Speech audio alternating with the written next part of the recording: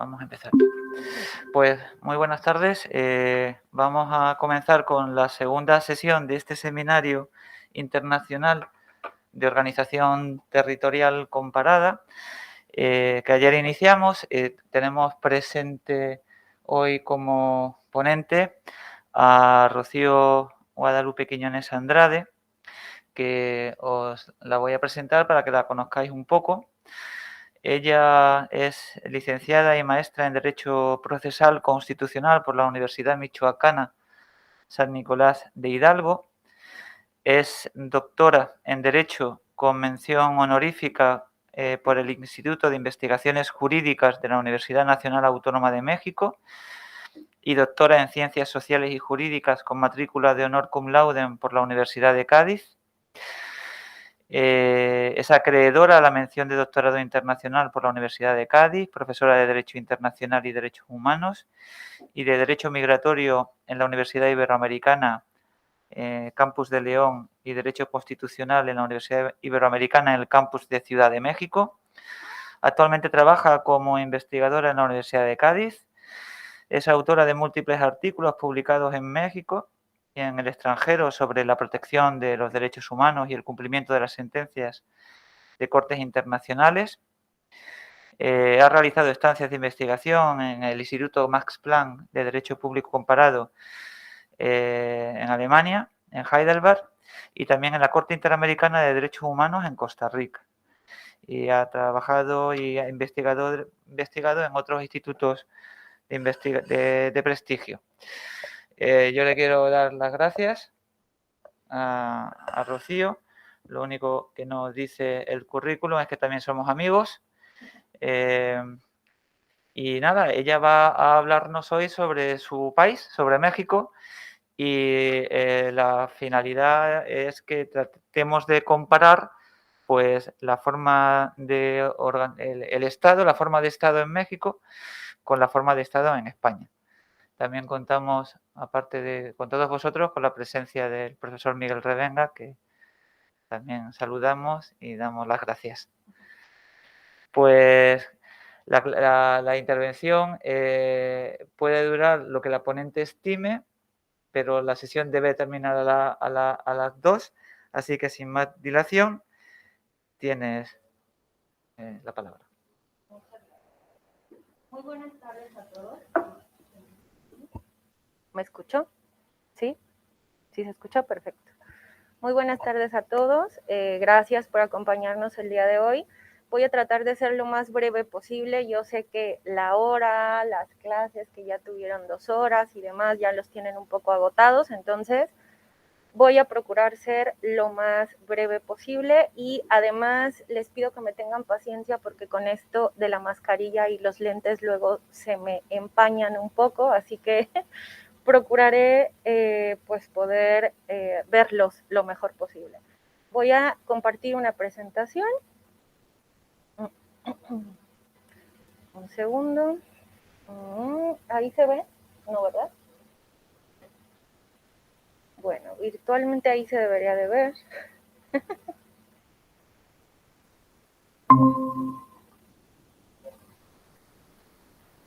Vale.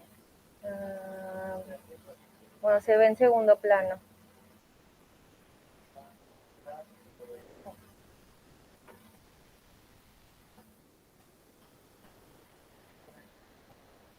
Perfecto. Bueno, yo la tengo en grande. Bueno, vale. Simplemente es un pequeño apoyo visual. Les pido más que nada que si tienen alguna duda en el momento me la hagan, pueden levantar su mano. Quisiera que esto fuera más una clase, que rompiéramos un poco la formalidad de una ponencia o un seminario típico. Si tienen alguna pregunta les pido que inmediatamente me la hagan, porque la verdad es que me parece un tema muy interesante y sobre todo, más allá de lo interesante, aunque no lo crean, a pesar de todas las diferencias que existen entre España y México, son países que comparten mucha normativa, que comparten incluso la dinámica a través de la cual se desarrolla el ámbito territorial de los estados y sobre todo las competencias. Entonces, pues me parece muy importante que no se queden con dudas. Ahora bien, Lo primero es que vamos a hablar de dos temas. Bueno, se los pone aquí, la división territorial y por otro lado, las competencias. Si empezamos con la división territorial tal cual, pues tenemos que hablar de dos cuestiones. La primera de esas cuestiones, pues es básicamente cómo se encuentran ambos estados creados, cuál es su división territorial y luego cuál es su división competencial, es decir, cuáles son las competencias que tienen cada uno de los territorios. Empiezo con esto porque me parece bastante importante y además es algo que a pesar de que en España tenemos una monarquía parlamentaria y en México una república, las constituciones, sus constituciones son bastante similares. En primer lugar, el artículo 1.2 de la Constitución española nos dice que la soberanía nacional reside en el pueblo español. Y esto encontramos un reflejo en el artículo 39 de la Constitución mexicana, que nos dice exactamente lo mismo, que la soberanía nacional reside esencial y originalmente en el pueblo, en la nación. Después esta es transferida a los poderes públicos para que estos lleven a cabo todas las tareas que desempeña la administración pública. Partiendo desde aquí podemos ver que en realidad tanto México como España pues tienen muchísimas coincidencias, aunque esta es solo la primera. Ahora bien, si nosotros hablamos, como les decía en un principio, de la división territorial y luego de la división competencial, podemos hacer un margen de diferenciación. Primero, como ustedes saben, y no les quiero enseñar eso, evidentemente, porque sé perfectamente que ya lo saben, España es una monarquía parlamentaria.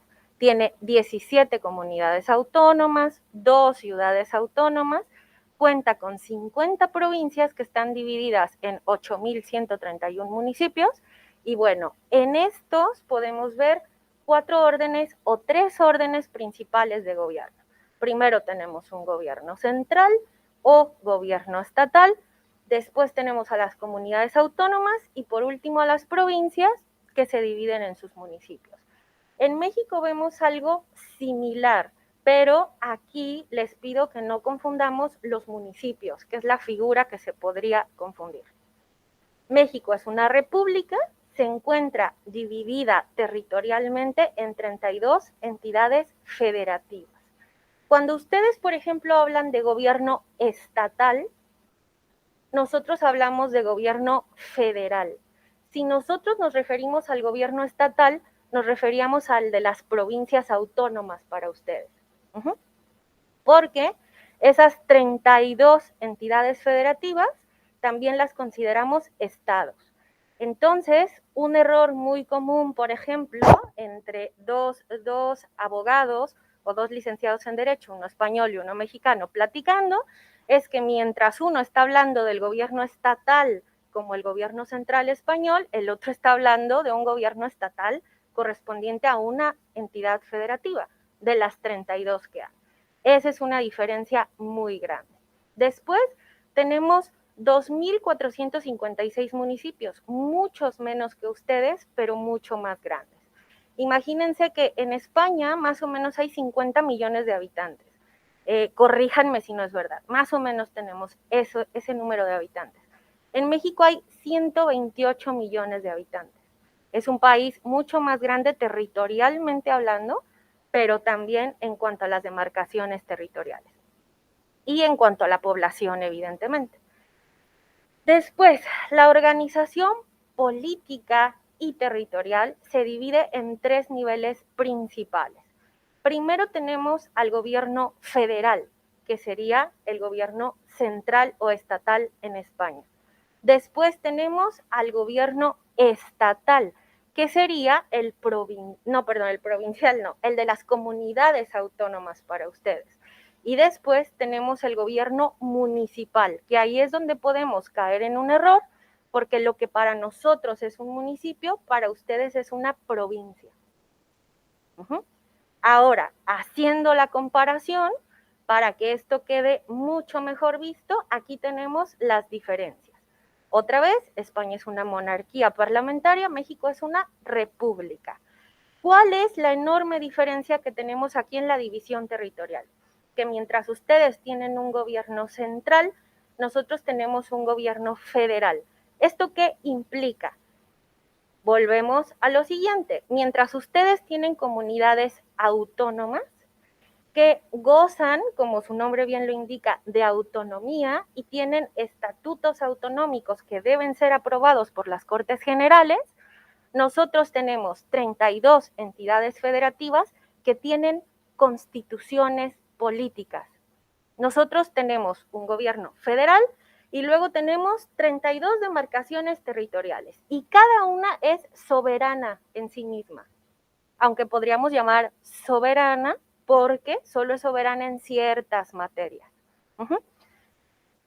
Si ustedes aquí en las comunidades autónomas tienen un estatuto y ese estatuto pues rige la administración de la comunidad, nosotros vamos un poco más allá.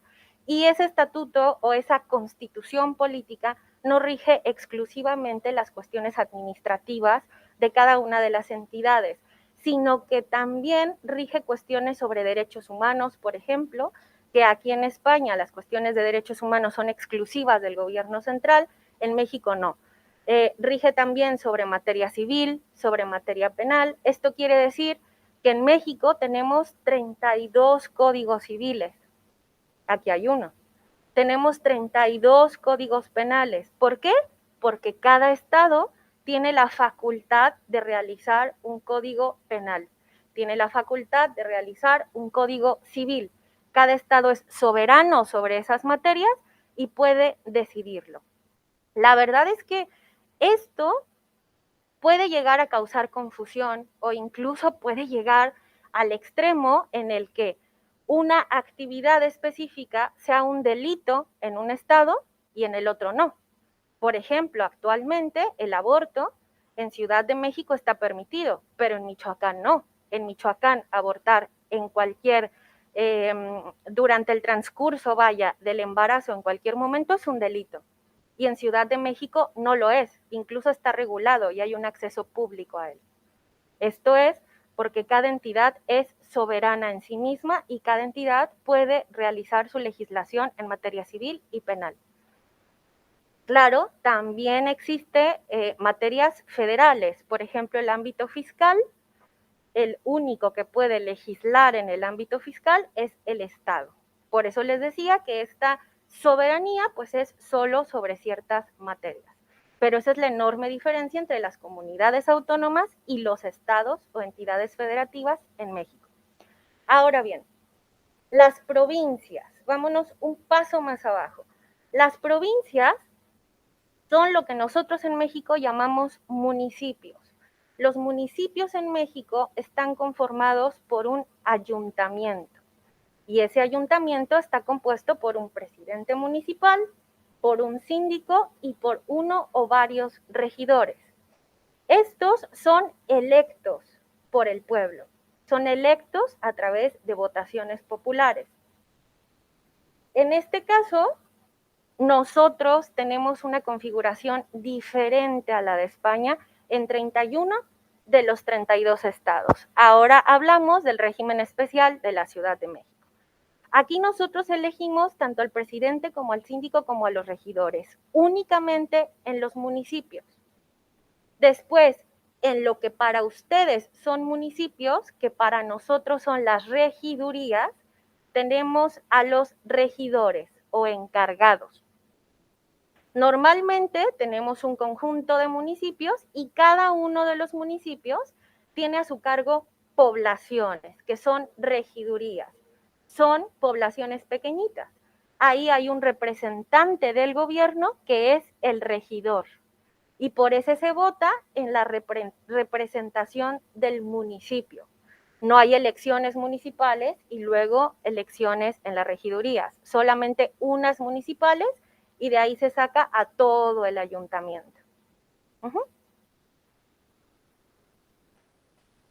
Ahora bien, ¿cuáles son las competencias en los 3 niveles de gobierno? Con lo primero que debemos de empezar es con esto que también me llamó mucho la atención, que es lo que en México llamamos la cláusula de facultades residuales. Lo que les venía diciendo anteriormente es justamente lo que está plasmado en su pantalla, que me parece que está muy pequeñito, pero bueno, espero que lo puedan ver. El artículo 124 constitucional de México tiene un reflejo en el artículo 149.3 de la Constitución española. Este establece, pues básicamente que las facultades que no estén expresamente otorgadas a la Federación en México o bien al gobierno estatal en España, se considera que estas son facultades exclusivas de los estados en México o de las comunidades autónomas aquí. Y esto también es algo importante porque en realidad es un punto de encuentro entre dos sistemas jurídicos diferentes. A pesar de que evidentemente las entidades federativas en México tienen muchas más competencias que las comunidades autónomas en España, lo cierto es que este artículo es prácticamente igual. Lo que no esté reservado para el gobierno central o federal se entenderá como atribución de las comunidades autónomas o de las entidades federativas en México. Claro que tiene sus diferencias. Primero, en el Poder Ejecutivo, ustedes tienen dos figuras. En España se tienen dos figuras, el jefe de gobierno y el jefe de Estado. El jefe de gobierno, evidentemente, es su presidente de gobierno, no se los voy a enseñar porque yo sé perfectamente que ya lo saben. Y el jefe de Estado, que representa a España ante la comunidad internacional, es el rey, el jefe de Estado. Nosotros reunimos esa misma figura en una sola persona. El presidente de la República es a su vez jefe de Estado y jefe de gobierno. Es el encargado de llevar el gobierno de manera interna y por otro lado representa a México ante la comunidad internacional. Después, en las comunidades autónomas, lo que para nosotros son las entidades federativas o estados, nosotros tenemos una gobernadora o gobernador en 31 de los 32 estados. Y en Ciudad de México se llama jefa de gobierno. Jefa porque actualmente es mujer, entonces es jefa de gobierno.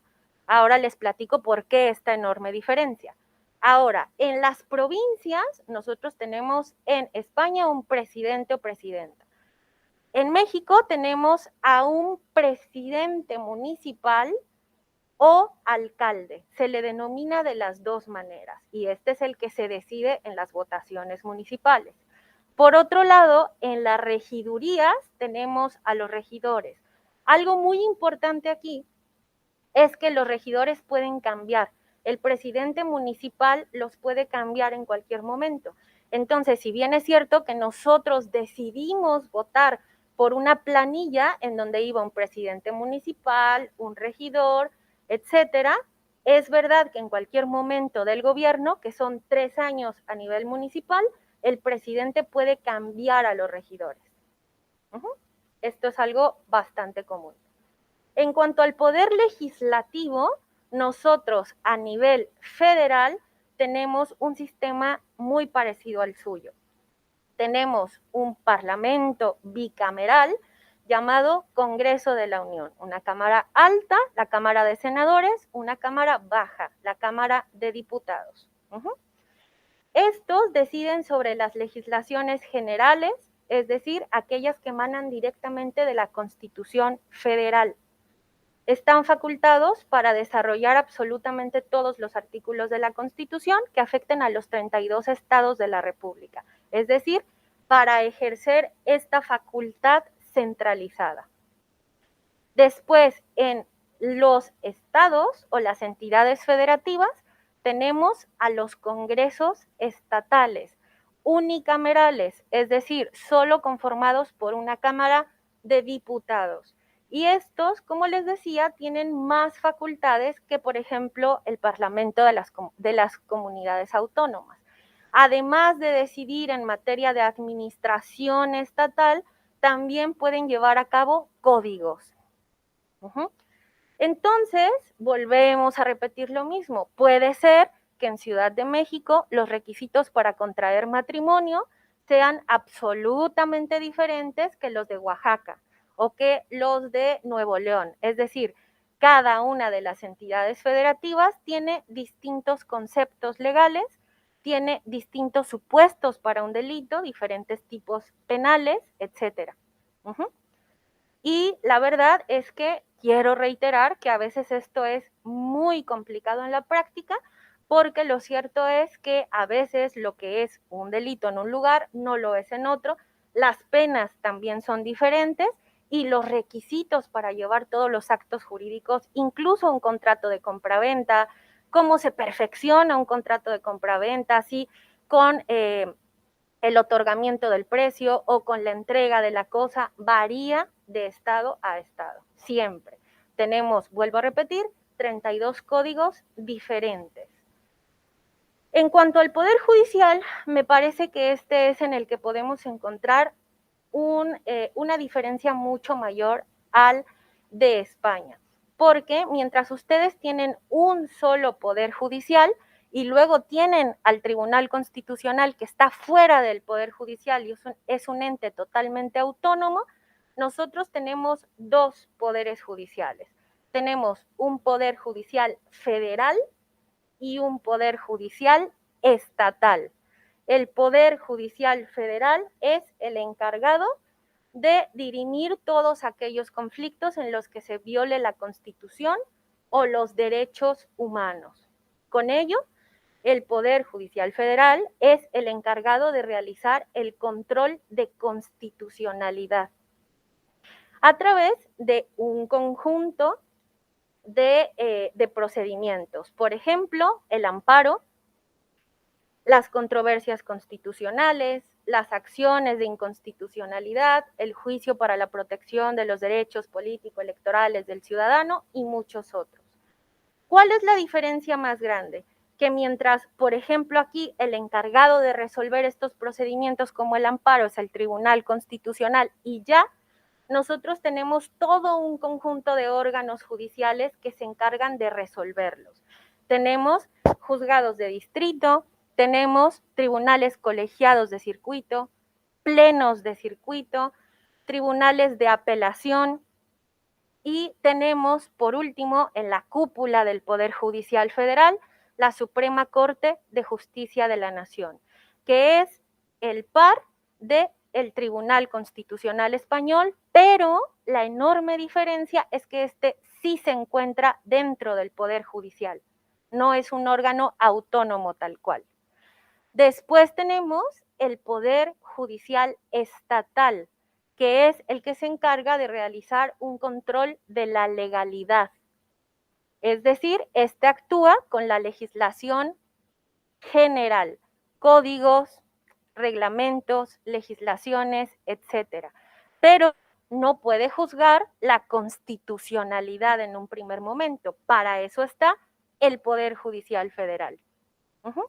Con ello, tenemos un solo Poder Judicial Federal con representación en cada uno de los 32 estados y tenemos 32 poderes judiciales estatales, uno por estado. Ahora bien, yo les prometí que iba a ser breve y creo que lo voy a cumplir. Aquí ya nos vamos de la comparación y entramos en dos cuestiones que me parecen del todo fundamentales. Primero, yo les he comentado que en México tenemos 32 entidades federativas y que estas son supremas. Bueno, supremas no, perdón, que son soberanas. Bueno, pues ahora me desdigo un poco de lo que dije anteriormente y les presento a la Ciudad de México. La Ciudad de México tiene un régimen especial y esto es porque antes de 2016 ni siquiera era considerada un estado. En México teníamos 31 entidades federativas y un distrito federal. ¿Qué quiere decir? Que México no era un estado, que era eso, un distrito federal. Era parte de la federación, pero no era considerado un estado, no tenía códigos propios y no tenía una constitución propia, porque era la sede de los poderes de la Unión, es decir, ahí se encuentra el presidente de la República, la Suprema Corte de Justicia de la Nación y el Congreso General o el Congreso de la Unión. Por ello, se le consideraba como un régimen especial, tenía un código civil federal, tenía un código penal federal y este actuaba en absolutamente todo el territorio. Pero no había un código civil del Distrito Federal, un código penal del Distrito Federal. Por supuesto que no, porque no era un estado. Esto cambió el 29 de enero del 2016 cuando se constituyó como una entidad federativa más. Se convirtió en el estado número 32 de la República, pero con un régimen especial. Este es el único estado que no es soberano, es autónomo, pero no es soberano. Esto es muy importante. ¿Por qué no es, ¿por qué no es soberano? ¿Por qué solo conserva esta autonomía? Precisamente porque ostenta los poderes de la Unión. Es decir, es el único estado que tiene doble poder. Tiene un Congreso de la Ciudad de México con una Cámara de Diputados y por otro lado tiene al Congreso de la Unión, Cámara de Diputados, Cámara de Senadores.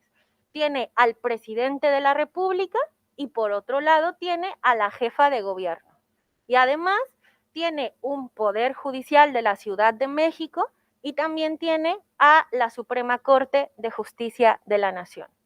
Por ello, el poder federal y el poder estatal de la Ciudad de México se tienen que coordinar. Y todas las cuestiones en materia fiscal, en materia de suministro de recursos y de todos los servicios para la ciudadanía, se hacen de manera conjunta. Seguramente lo más importante de todo es que pareciera ser que la manera en la que se eligen a los representantes se acerca mucho más al proceso de España, por lo menos en las elecciones municipales, porque después de todo lo que les acabo de decir en los otros 31 estados, la Constitución de Ciudad de México, cuando se implementó, se señaló que ésta iba a tener un régimen especial y que las demarcaciones territoriales no iban a ser municipios, sino alcaldías. Y que además en las votaciones no se iba a votar propiamente por un alcalde, sino que se iba a votar de 10 a 15 consejeros, dependiendo de qué tan grandes son las demarcaciones territoriales y cuál es su población, con el fin de que estos pudieran llevar a cabo un consejo delegacional o de la alcaldía. Y con ello se pudieran crear todos los reglamentos, decretos, etcétera, para llevar a cabo una administración correcta de cada una de las demarcaciones territoriales de la Ciudad de México. Entonces, se acerca un poco al sistema municipal. Ahora bien, como les decía, pues el gobierno de la Ciudad de México ostenta los 3 poderes federales y aparte ostenta 3 poderes estatales. Por ello, algo que sería inimaginable en el resto de las entidades federativas sucede aquí. El Congreso Federal, el Congreso de la Unión, es el encargado de establecer las bases entre la coordinación de la Ciudad de México y del gobierno federal, con el fin de que estos poderes actúen a la par en la misma entidad federativa. Otra cuestión que me parece importante destacar es que, como la Constitución de Ciudad de México, a diferencia del resto de las constituciones de los estados, es de reciente creación, es decir, de enero del 2016, la verdad es que es una de las más progresivas del mundo. Es una constitución que ya nos habla del aborto, de los derechos reproductivos y sexuales de la mujer, de la eutanasia, de la libertad de las personas a viajar y a residir en otros países, así como de otros países a vivir en Ciudad de México y residir en ella, de la pluriculturalidad, etcétera, etcétera. Es decir, es una constitución local que ya establece derechos incluso de cuarta generación que están en desarrollo. Incluso también nos habla, por ejemplo, de la inseminación artificial, de todo lo que ello implica, etcétera, etcétera. Les recomiendo que la lean, la verdad es una constitución muy interesante. Y bueno, por último, otra cuestión que si bien es verdad que no constituye una demarcación territorial o está dentro de un límite territorial alguno, es bien importante por la simple y sencilla razón de que estos grupos indígenas tienen por sí mismos un tipo de propiedad independiente a la de todo el resto de los mexicanos. Como saben, en México tenemos un gran grupo de población indígena, más o menos 20 millones de los 128 millones de mexicanos que somos. Y hay 68 grupos indígenas diferentes. Entonces, cuando se creó nuestra actual constitución, que ya es bastante viejita, la verdad, desde 1917, se señaló que en México existen 3 tipos de propiedad. La privada, la común y corriente que todo el mundo conocemos, las casas, los terrenos, los locales comerciales, etcétera. La pública, que es la que pertenece al Estado, y la social, que es la que pertenece a los grupos indígenas. Y esta, aunque en realidad no existe una demarcación o un estado donde estén todos los indígenas o un municipio, lo cierto es que en los 32 estados de la República existen este tipo de tierras sociales o comunales. ¿Por qué es a tal grado interesante? Porque no se pueden vender. Tienen un candadito que consiste en que esas tierras no son susceptibles de apropiación. Entonces, este tipo de tierras que pertenecen a los indígenas, es verdad que desde 1917 hasta ahora se han creado mecanismos con el fin de hacerlas propiedad privada, pero bueno, todavía siguen existiendo muchísimos ejidos alrededor de toda la República y tienen como finalidad que un sector poblacional indígena es el posesionario de esas tierras. Ojo, no los dueños, los posesionarios. Y tienen un título parcelario sobre una fracción de terreno dentro de ese ejido y pueden explotar todo el ejido como tal, sembrar la tierra y vivir en él. Además de esto, en estos sectores agrarios, los grupos indígenas pueden llevar a cabo sus usos y costumbres de manera igualitaria. Mientras en todo México existen instituciones estatales a través de las cuales votamos y se ejerce justicia, los grupos indígenas dentro de estos sectores agrarios pueden llevar a cabo sus usos y costumbres. Es decir, pueden elegir a sus representantes como ellos quieran. Por ejemplo, hace algún tiempo, en una población de Michoacán, se realizó una votación a través de usos y costumbres, por ejemplo. Y esta votación era que los candidatos se ponían en la plaza principal del pueblo y las personas que querían votar por ellos se formaban detrás. Y este es un ejercicio democrático que se realizó a través de los usos y costumbres de los indígenas dentro de un sector poblacional. Y bueno, eso es todo. Muchísimas gracias por su atención.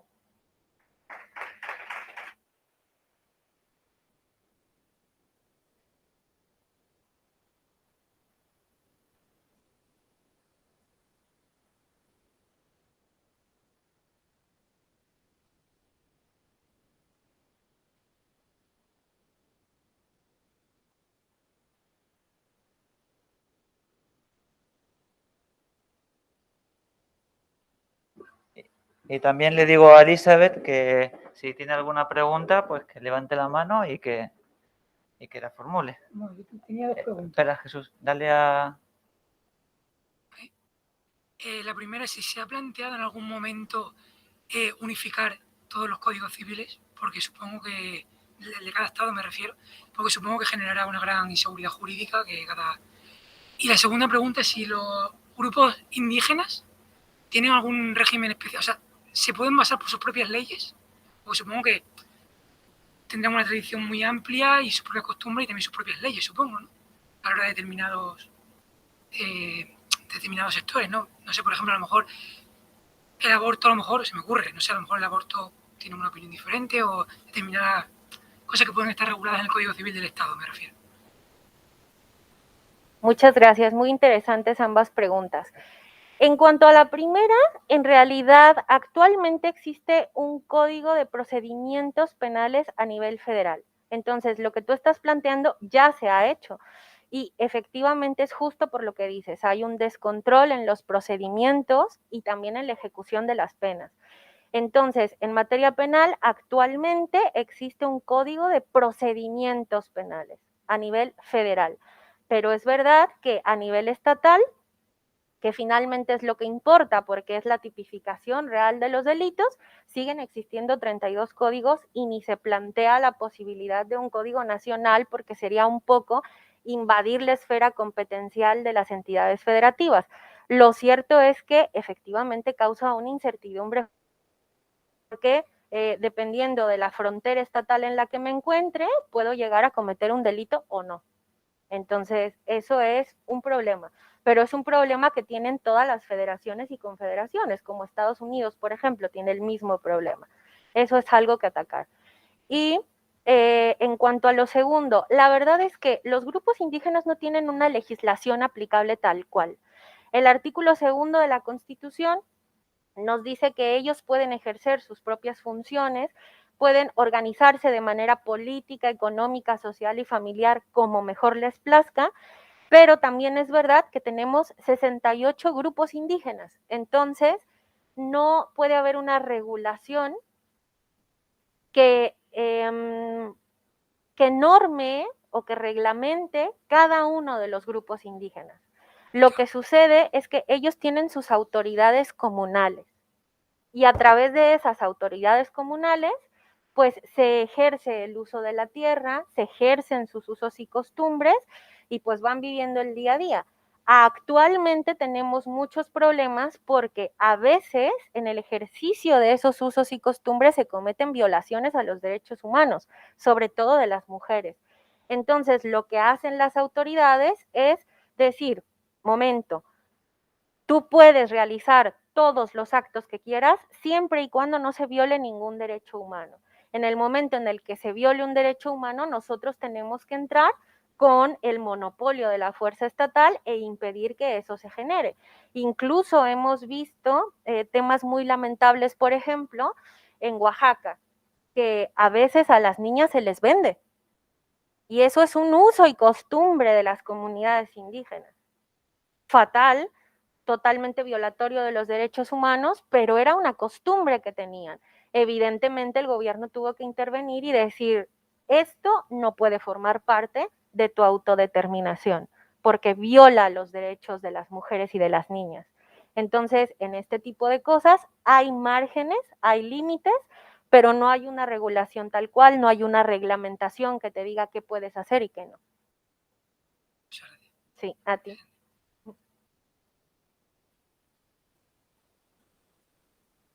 ¿Alguna otra pregunta?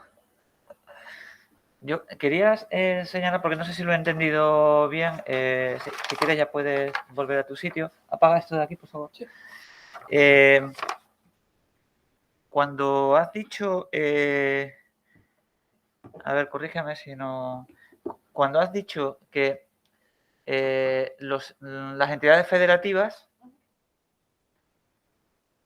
son competentes sobre aquello que la Constitución no haya reservado a la República. En España no es exactamente así. En España, lo que las comunidades autónomas no asumen queda en manos del Estado. O sea, esa competencia residual es a la inversa. Si yo he entendido bien, en México tienen la competencia residual la tienen los estados, mientras que en España aquello que pudiendo haber sido asumido por la comunidad autónoma no la asume, la competencia residual es del Estado. Es así, ¿verdad? Sí, sí, sí, sí. Y incluso hay muchas otras diferencias. Por ejemplo, la Constitución española hace un listado enorme de las facultades del gobierno estatal, mientras que en la Constitución mexicana ese listado es muy corto. por ejemplo, en materia energética, en materia de minerales, de gasolinas, etcétera. Y que son facultades exclusivas de la federación, pero prácticamente todo lo demás se reserva a los estados. Y aquí no, aquí esa cláusula, que podríamos llamarle a la inversa, pues le otorga muchísimo más facultades al gobierno estatal o central que a las comunidades autónomas. Vale. Y otra cosa más es para que me quede, para que quede claro, hay 31 o 32 códigos penales, ¿no? ¿Cuántos? ¿31 o 32? 32. 32 códigos penales. Otros tantos códigos civiles, pero el Estado, la República, ¿también tiene su código penal o no? Ok. Cuando la Ciudad de México era un distrito federal, es decir, cuando no era considerado un estado, se tenía un código, y que sigue existiendo, vaya, pero por eso se creó, un código federal. Con esto teníamos un código federal de procedimientos civiles, un código civil federal, un código federal de procedimientos penales, un código penal federal. Cuando se constituyó como ciudad, se le dejó únicamente como estado, se dejó únicamente como supletorio. Con esto, cuando exista alguna laguna en los otros 32 códigos estatales, se deberá suplir con lo que dice el federal. Vale. Y ya la última, a ver, has señalado que lo que nosotros llamamos, has dicho que lo que vosotros llamáis municipios, para nosotros son las provincias. Luego, la provincia de, si ahora mismo estuviéramos en México, la provincia de Cádiz sería un municipio. ¿De acuerdo? Y dentro del municipio de Cádiz, estamos en México, ¿vale? Somos México y no hablamos de la provincia de Cádiz, sino del municipio de Cádiz. Y dentro del municipio de Cádiz tendríamos los regidores de Jerez, ¿no? Del puerto de Santa María, de Cádiz. Vale. Y esos regidores del puerto, de Jerez, de Arcos, esos regidores no los elige el pueblo, sino que son elegidos por el municipio, por el órgano de gobierno del municipio. ¿Sí o no? Los elige el pueblo en un primer momento porque nosotros votamos por una planilla. Y en esa planilla está el nombre del que pudiera ser el alcalde, los regidores y los síndicos, y el síndico. Entonces, la cuestión es que en un primer momento, por supuesto que nosotros decidimos quiénes son esas personas. Lo que pasa es que en realidad pasa algo similar con las votaciones aquí, que normalmente el cabeza de la lista es el que va a quedar como alcalde, pero en el momento en el que ya se ganan las elecciones, el alcalde puede cambiar a esos regidores. Es decir, nosotros vemos los nombres, nosotros los elegimos, pero puede ser que estas personas duren un mes en el encargo y se les cambie o renuncien por cualquier cosa. En realidad nosotros votamos por el alcalde y el equipo del alcalde. Vale. Y ahora, yo que conozco el estado al que pertenece Rocío, que es Michoacán, y además sé que Rocío es de un pueblecito que se llama Tocumbo. ¿Es un pueblecito de cuántos habitantes? Bueno, en realidad es un municipio muy grande, pero la población, la cabecera municipal, es pequeñísima, tiene menos de 4,000 habitantes. Ah, vale, ahí va yo. Porque yo te iba a preguntar, Tocumbo, que tiene 4,000 habitantes. Es un municipio. La ciudad, el pueblecito, es un municipio. Sí. El municipio de Tocumbo. Yo te iba a preguntar, ¿a qué municipio pertenece Tocumbo? Tocumbo es un municipio. Vale. Es un municipio. Y, por ejemplo, ¿qué pueblecitos hay dentro del municipio de Tocumbo? Muchos. Que son más pequeños. Claro, que son las regidurías. Vale. No, de hecho no. Lo que pasa es que, a ver, lo que sucede con mi pueblo es algo raro, porque la cabecera municipal donde se encuentra el ayuntamiento es Tocumbo y es un pueblo muy pequeño. Pero luego, por ejemplo, tenemos una regiduría que se llama Santa Clara, que es mucho más grande que Tocumbo. Pero eso es algo atípico. Lo normal sería que la cabecera municipal fuera la más grande. Tenemos otros pueblitos, Santa Inés, La Magdalena, o sea, así se llaman, que son regidurías que son pequeñísimas. Pero luego tenemos Santa Clara, que tiene donde hacen azúcar, no sé cómo se llama, una fábrica de azúcar, yo qué sé, un ingenio se le llama Una azucarera. ya. Exacto, una azucarera aquí. Y es mucho más grande que Tocumbo, pero bueno, es regiduría de Tocumbo. Y por ejemplo, los Reyes, que está cerca de Tocumbo, ¿eso Los qué es? Reyes es otro municipio. Es otro municipio. Ay, por Dios. Vale. Ok, perdón, ahí está. Vale. ¿Y Pátzcuaro qué es? Pátzcuaro es cerca de la capital, es un pueblo muy bonito, grande. Vayan, está muy bonito. Pátzcuaro es otro municipio. Vale. Morelia es otro municipio. ¿Cuántos municipios tiene Michoacán?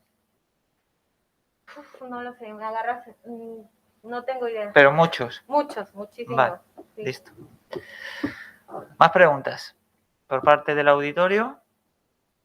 Presente y ausente. Ausente es Elizabeth, que está no sé dónde, pero está fuera. ¿Nada? ¿Ninguna otra pregunta? A ver, Marc, ¿puedes venir, por favor? Aquí tenemos alumnos de cuarto y de segundo. Ah, muy bien. Jesús es de cuarto y Marc es de segundo. Aprieta el micrófono.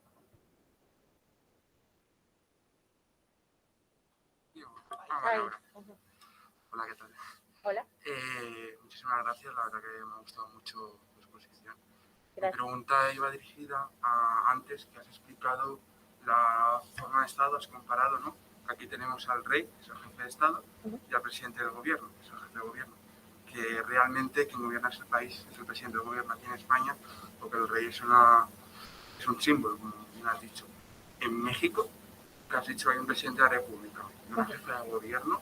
El presidente también es símbolo y tiene algo de poder. Por ejemplo, es como Francia, él puede disolver el Congreso de la Unión, que va a hacer decretos presidenciales. ¿Tiene algún de poder?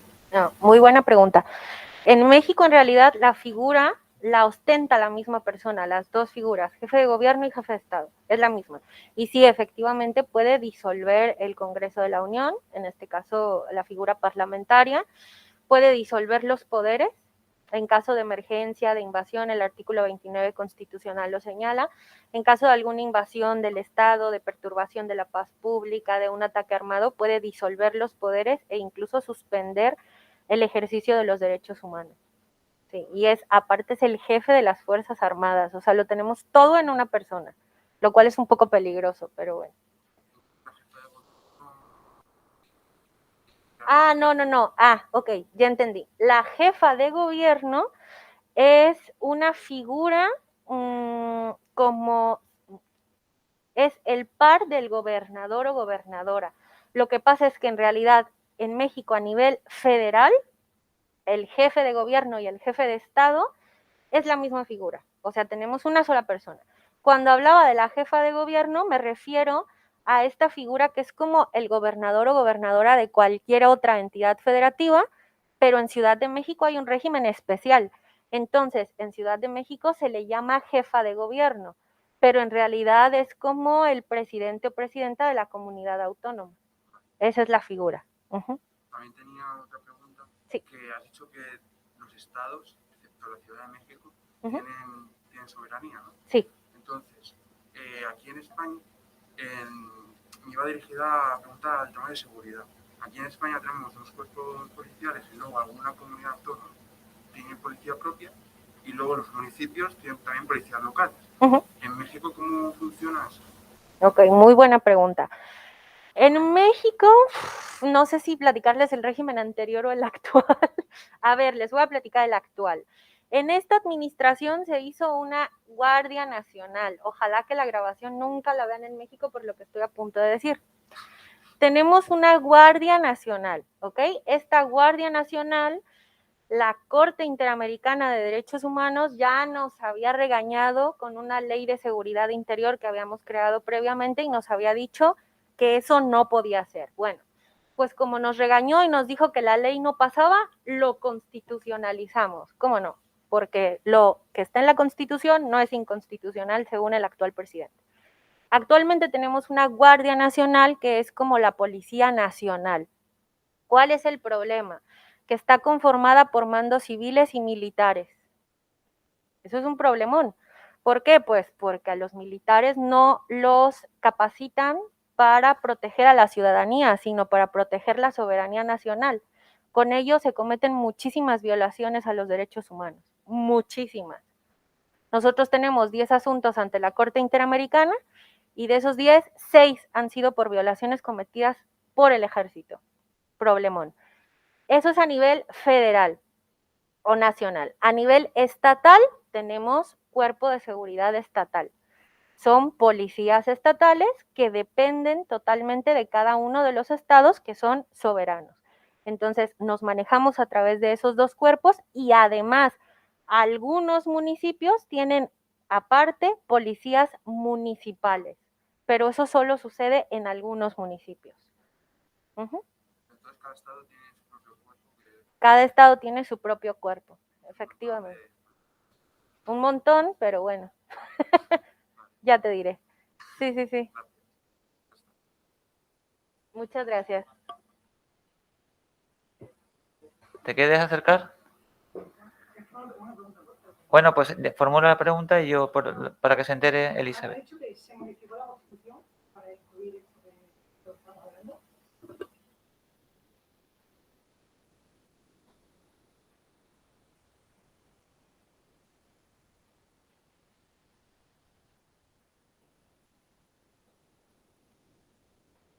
En México tenemos un sistema rígido de reforma de la Constitución.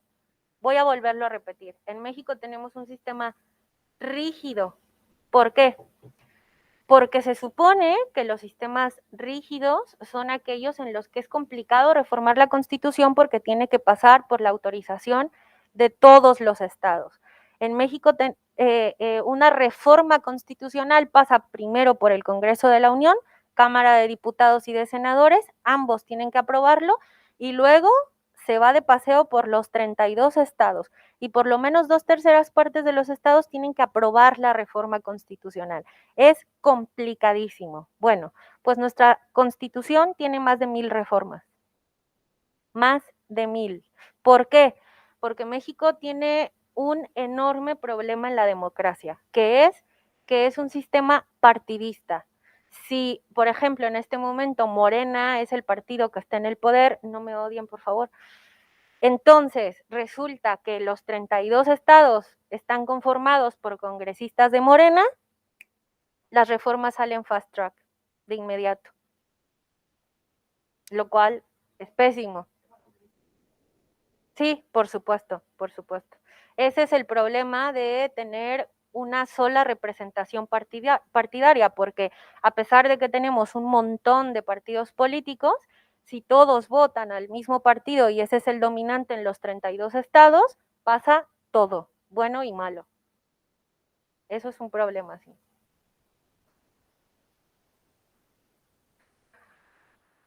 No, para la reforma constitucional no se hace referéndum, no. A menos de que quisiéramos crear una nueva constitución, que yo creo que sería mejor, pero si no, por una sola reforma constitucional no se hace referéndum, no.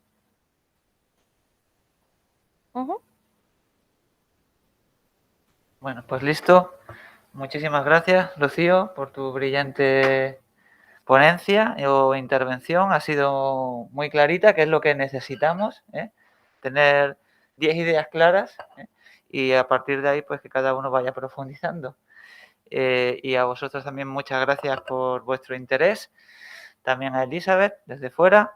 Ya sabéis que continuamos el seminario, que quedan 2 jornadas, los 2 próximos lunes de 9 a 11, como ayer.